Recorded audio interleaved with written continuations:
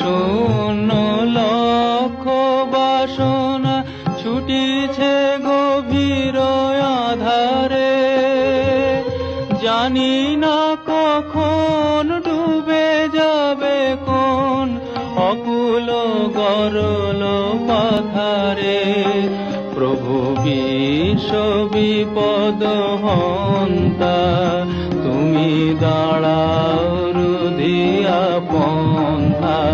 তব শ্রীচরণ তলে নিয়ে এসো মোর মত বাসনা গুছায়ে, মলিন মর্ম মুছায়ে।